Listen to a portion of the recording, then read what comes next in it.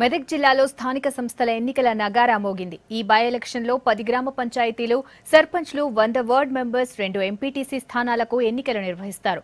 ఎన్నికల సంఘం నోటిఫికేషన్ విడుదల చేయడంతో నేతలంతా స్థానిక పోరుపై ఫోకస్ పెంచాయి.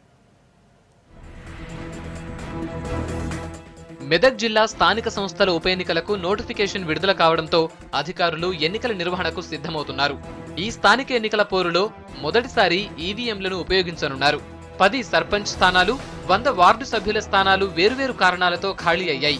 వీటితో పాటు దుబ్బాక మండలం రాజుకపేట, సదాశివపేట మండలం పెద్దాపూర్ ఎంపీటీసీ సభ్యులు మరణించడంతో బైపోల్ అనివార్యమైంది.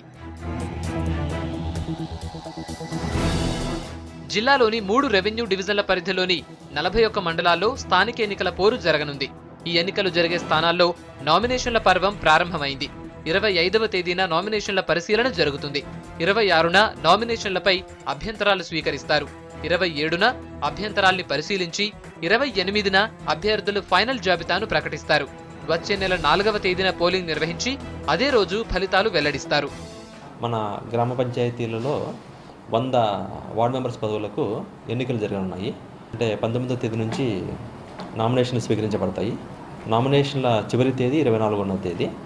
ఎన్నికలు వచ్చే నెల అంటే జూలై 4వ తేదీన జరుగుతాయి. 10 సర్పంచ్ పదవులకు గాను 7 సర్పంచ్ పదవులకు ఈవీఎంస్ ద్వారా మనము ఎన్నిక జరపబోతున్నాం. ఎన్నికల నోటిఫికేషన్ వెలువడటంతో స్థానిక పోరుపై నజరు పెట్టారు పార్టీ నేతలు.